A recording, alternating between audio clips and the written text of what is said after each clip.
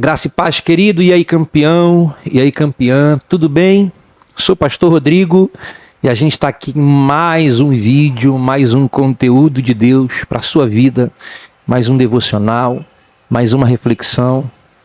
Você que não está aqui pela primeira vez, a gente tem outros vídeos, outros devocionais. A gente está sempre trazendo aqui um conteúdo dos céus para a tua vida, para trazer edificação, para trazer fortalecimento. Eu espero que esses vídeos que a gente tem trazido aqui tenha tocado o teu coração, assim como esse também. A gente sempre trabalha em cima de um tema, em cima de um versículo. O versículo de hoje que nós vamos trazer vai falar sobre generosidade. A bênção da generosidade. É isso que eu quero falar, tá? Então vamos lá, vamos ao texto.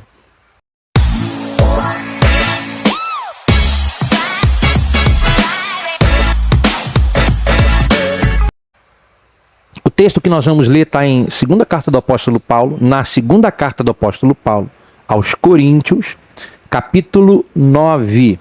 Estou com a minha Bíblia aqui. Se você está com a tua Bíblia aí, Bíblia convencional ou no telefone, leia aí comigo. 2ª carta do apóstolo Paulo aos Coríntios, capítulo 9, versículo 8. É uma passagem muito interessante.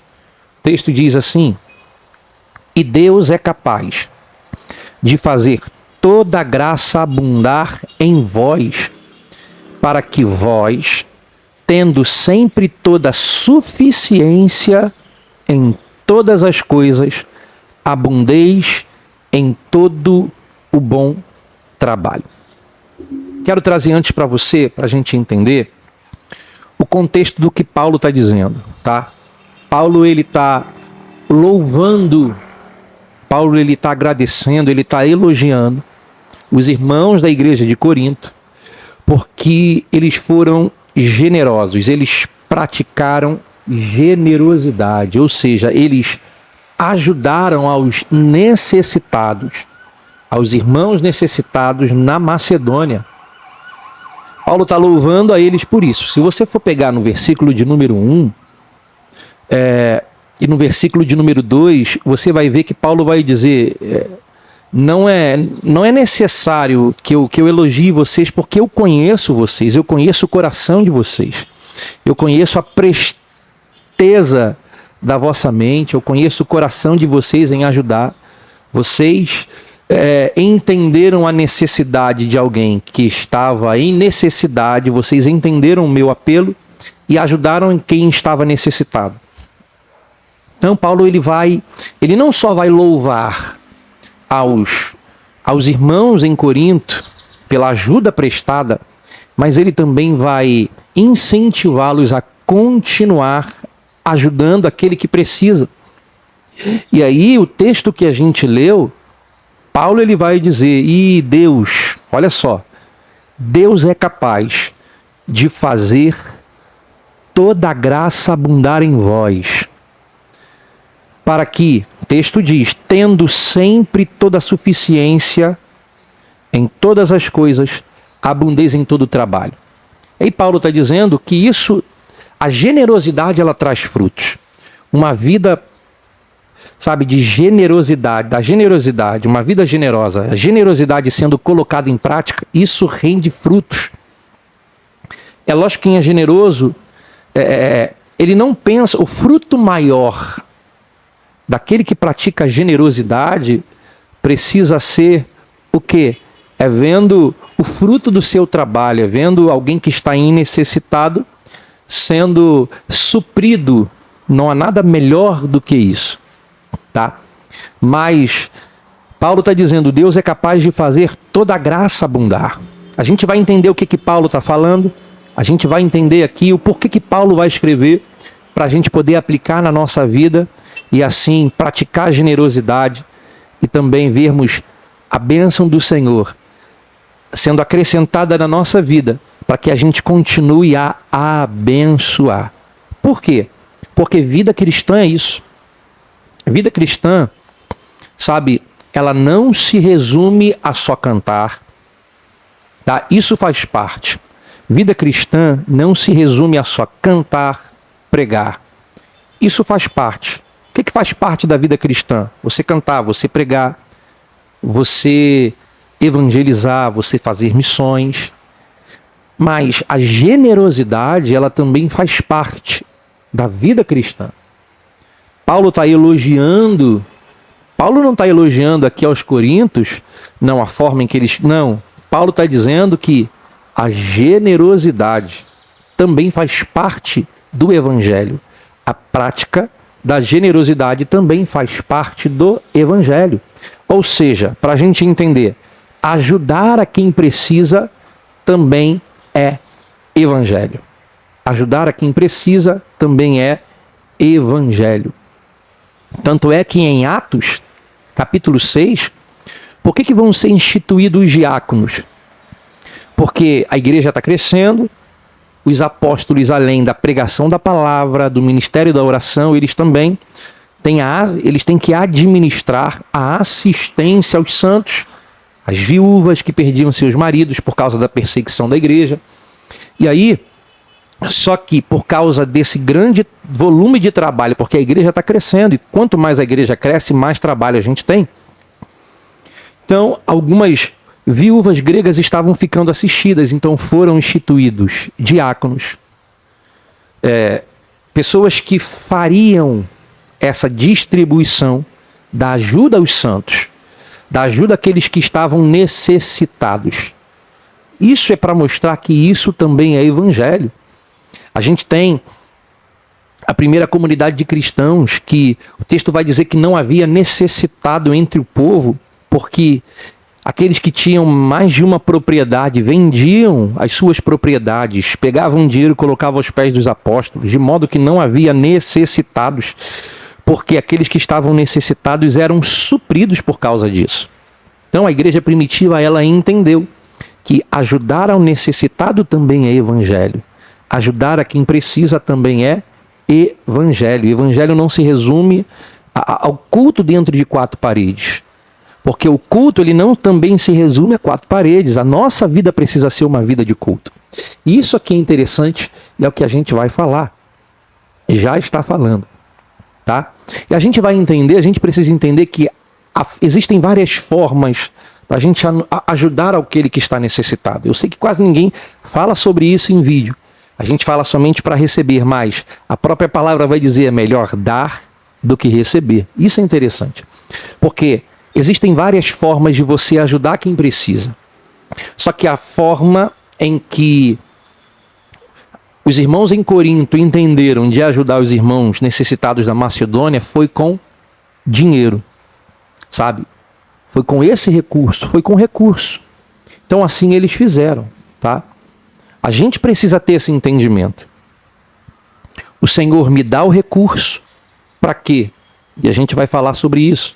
O Senhor nos dá o recurso também para sermos bênção na vida daquele que precisa. Se o Senhor te deu, se o Senhor te dá, se o Senhor te abençoa, é para que você também abençoe a outros. É disso que a gente precisa entender, que nós fomos levantados para ajudar aquele que precisa. Nós fomos levantados para ajudar aquele que precisa. Eu não digo só em relação a dinheiro, mas existem muitas formas de você ajudar alguém. Talvez você ajude alguém em somente um abraço. Talvez você ajude alguém com um conselho, com um direcionamento, com uma ajuda, sabe? Fazendo uma visita. É isso que eu quero aqui, que a gente possa refletir, e que você possa refletir também. Quando a gente foi ganha para Jesus, com um abraço, a pessoa chega na igreja, recebe um abraço. Aquele abraço foi o suficiente para amolecer o coração dessa pessoa. Então nós fomos levantados para ser bênção na vida de alguém. Gênesis capítulo 12, Deus levanta Abraão, para quê? Para que Abraão fosse a bênção para o mundo inteiro. Porque uma das promessas é: em ti serão benditas todas as famílias da terra. Ainda diz mais: se tu uma bênção, Abraão. Por que Deus vai tirar José da casa do seu pai, vai levar José para o Egito? Tanto é que José, lá na frente, quando ele vai se revelar aos irmãos, ele vai dizer: o Senhor me enviou diante de vós para preservar a vida da nossa família, para preservar a vida no meio desse tempo de escassez. Deus sempre nos levanta em favor de outros. Deus, quando levanta alguém, não é para esse alguém somente ter fama e usufruir da sua fama. Quando Deus enriquece alguém, não é somente para que essa pessoa, é também para que essa pessoa usufrua daquilo que Deus está dando, mas também para fazer dessa pessoa uma pessoa que vai abençoar a vida de outros. Analisa aqui, pensa aqui, de que forma, pensa consigo agora, faça essa pergunta para você: de que forma eu posso abençoar alguém? De alguma forma você pode abençoar alguém que precisa, ainda que seja pouco, mas se o Senhor te deu, é porque o Senhor quer que você compartilhe com alguém. Glória a Deus.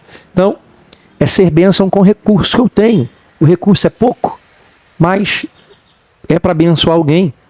A gente tem Atos capítulo 3, Pedro e João estão subindo ao templo. Você tem perto da porta formosa ou porta dourada um coxo que todo dia é colocado ali para pedir esmola. Quando ele pede a Pedro e João vai dizer: olha, eu não tenho prata nem ouro, mas o que eu tenho, isto eu te dou. O que eles tinham? Em nome de Jesus, levanta e anda. Nem sempre vamos ter prata e ouro, mas sempre teremos o nome de Jesus. Talvez o que as pessoas precisam não são a prata ou o ouro, não é o recurso do dinheiro, mas é o recurso do teu tempo. Talvez tudo que a pessoa quer desabafar com alguém, e você pode ajudá-la emprestando os seus ouvidos para que ela possa falar. De alguma forma, a gente pode abençoar alguém. De alguma forma a gente pode ser bênção na vida de alguém. Que o mundo precisa é isso. É que pessoas entendam que foram levantadas para ser bênção na vida de alguém. Para ministrar ao outro. Sabe? Para abençoar o outro. Para ganhar o outro. E eu preciso entender que também essa generosidade, ela vai trazer frutos. Quais são os frutos da generosidade? Eu vou me ater a só um desses frutos.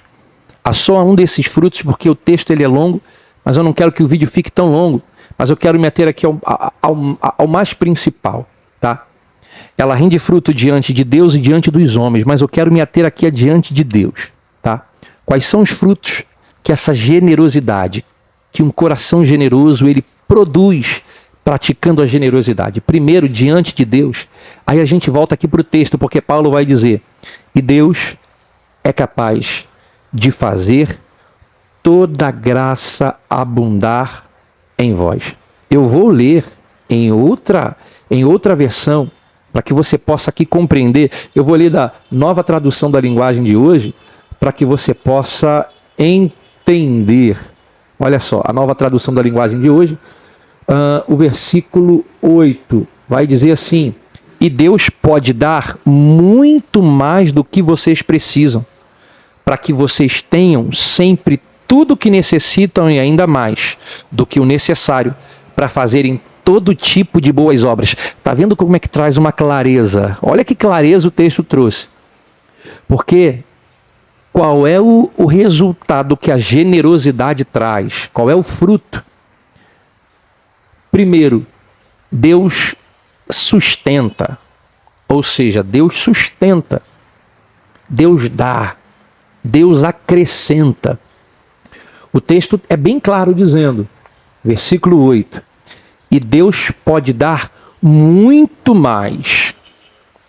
Deus pode continuar te dando muito mais recursos. Para qual finalidade? Isso aqui é interessante, tá?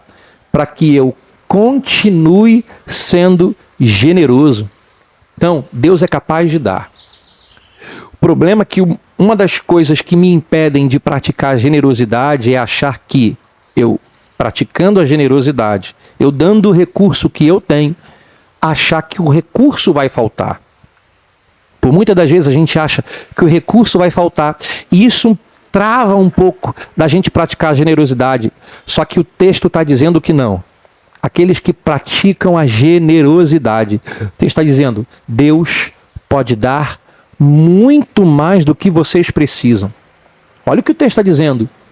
Que Deus dá aquilo que é necessário para eu viver, e Deus dá aquilo que é... Deus dá mais para quê? Para que, além de eu ter aquilo que me sustentar, mas ter também para ajudar. É por isso que Deus te dá. É por isso que Deus te abençoa. É por isso que Deus te faz ser bênção. Então Deus dá mais do que é necessário para o meu sustento, mas Deus dá na medida exata para que eu tenha o meu sustento e para que eu tenha também como abençoar alguém. Receber ajuda quando estamos necessitados é maravilhoso. Só que na ótica do reino, ajudar aquele que precisa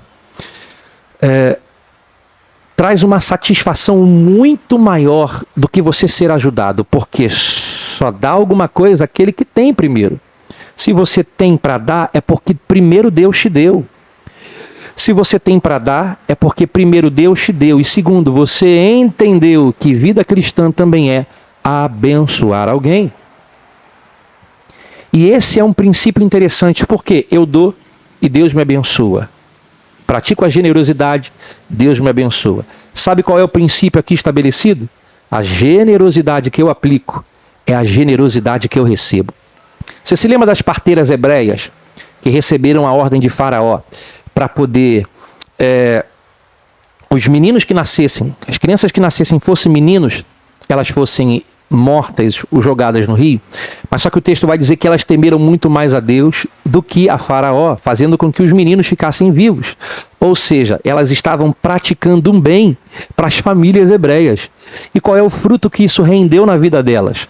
O fruto que rendeu foi que Deus, porque elas temeram a Deus, obedeceram a Deus e não a Faraó, abençoando as famílias hebreias para que os seus filhos continuassem vivos, o Senhor estabeleceu casas, o Senhor estabeleceu famílias para as parteiras hebreias. Por quê? Porque a generosidade que eu aplico é a generosidade que eu recebo. Eu preciso entender, Deus me dá com esse objetivo. Vamos ler aqui versículo 10 e versículo 11. E Deus, que dá a semente para semear, o pão para comer, também dará a vocês todas as sementes que vocês precisam. Ele fará com que elas cresçam e deem uma grande colheita como um resultado da generosidade de vocês. Ele fará com que vocês sejam sempre ricos para que possam dar com generosidade. E assim, muitos agradecerão a Deus a oferta que vocês estão mandando. Por isso que eu disse no começo que a oferta da igreja de Corinto rendeu frutos diante de Deus e diante dos homens. Deus dá com um objetivo. Não é para esbanjar o quanto a gente tem. Porque tem gente que gosta de esbanjar o quanto que tem. Mas o objetivo da vida cristã não é uma vida que viva esbanjando. Não tem problema nenhum você ter coisas. Mas a gente agrada o coração de Deus quando a gente entende o princípio da generosidade. Tem alguém precisando de mim. Em algum lugar tem alguém precisando de mim. Deus coloca coisas na nossa vida que até mesmo para a gente são pequenas, mas que serão grandes na vida de alguém. Então, quero que você grave isso aqui para a gente terminar. Aleluia.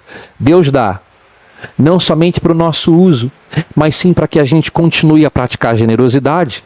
E em último lugar, Deus dá, eu quero que você grave isso aqui, Deus dá o necessário para que a gente continue a praticar a generosidade. Deus te dá dinheiro, Deus te dá força, Deus te dá ânimo, Deus te dá paz, Deus te dá alegria. Então, quanto mais você faz na vida de alguém, muito mais Deus vai fazer na sua vida.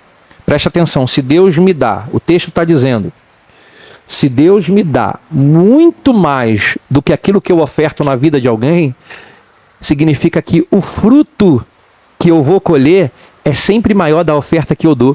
Eu não estou falando de oferta, que não só de dinheiro que eu estou falando aqui. Eu estou falando de ser bênção na vida de alguém. Não estou pedindo dinheiro, não estou pedindo nada. Eu estou falando que você pode ajudar alguém que mora do lado da sua casa. Eu estou falando que você pode ajudar qualquer pessoa que cruzar o teu caminho, que precisar de você, que precisar da sua mão, que precisar do seu conselho, que precisar do seu abraço. É disso que eu estou falando. Corinto, aqui a passagem, eles ajudaram com dinheiro, mas você pode ajudar de uma outra forma. Conforme Deus colocar no seu coração é que você vai ajudar. Ajude a quem precisa.